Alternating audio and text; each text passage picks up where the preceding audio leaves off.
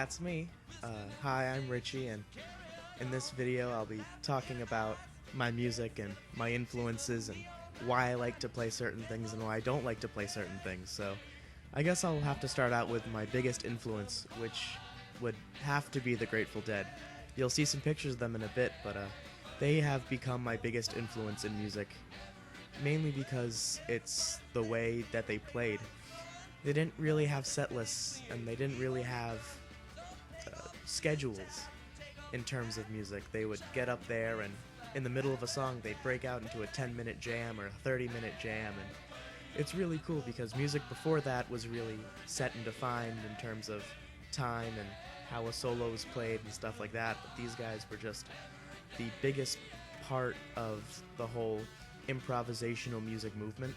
And I've always thought of that as a really cool thing because not only did they revolutionize music, but they revolutionized the way of thinking about music and things like that. So they've always become like my biggest influence in terms of music, mainly because they didn't play for anyone, they played for themselves, which I thought was awesome. They didn't really care about the money or the fortune or the fame or anything, but that's how they thought and how they saw themselves. So up next you'll be seeing a little clip of me playing, and I hope you enjoy it. It's me doing Folsom Prison Blues by Johnny Cash. It's one of my favorites. Take a look. Sure, it's in tune. It is. Okay. This is one of my favorites to play. It's Johnny Cash's Folsom Prison Blues. Fuck yeah. I hear the train coming, rolling round the bend. I ain't seen the sunshine since I don't know when, but I'm stuck in Folsom Prison. Time keeps dragging on, but that train keeps rolling all down the sand and dawn. When I was just a baby, my mama told me, son, always be a good boy, don't ever play with guns. But I shot a man in Reno just to watch him die. When I hear that whistle blowing, I hang my head and cry.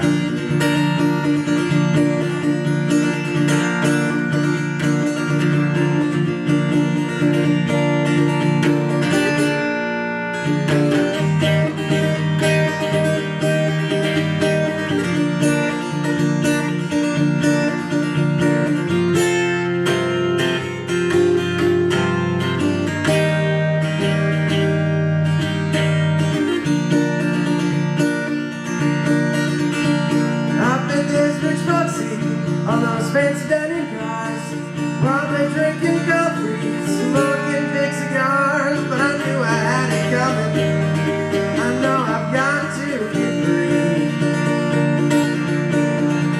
but that train keeps rolling, and that's what tortures me. Yeah. And I hope you guys enjoyed that song. That's one of my favorites. And Johnny Cash was cool because he played country, but in a way where it told a story, and it's not so much of that awful country nowadays. But what you see here is me playing a smaller venue now. I really love the smaller venues mainly because of the intimacy and the crowd of people there. It really brings this sort of personability to the music, and it's really fun to play for small amounts of people, mainly because they always are listening, even if they're not looking at you. And it's just really fun to play at those places. Now, sometimes in my music what I've found is people are always coming up to me after shows and thanking me and telling me that I do a great job, and I really don't care about that. I've found myself that it really doesn't matter in terms of what people think of me, mainly because sometimes I don't care what people think of me, and they tell me I'm great, and I try to just be humble and modest and say no thanks, but I don't feel I did the best, and I think it's really cool to hear people praise me, but I really don't want the praise. I just want people to love me for the joy of music and to see what I'm doing And I think that's what makes me me in terms of music. But if you know me in real life, you would probably just think I'm weird. But if you would listen to my music and really hold on to what you believe in, you would probably just realize that I'm just your normal music man. Thank you.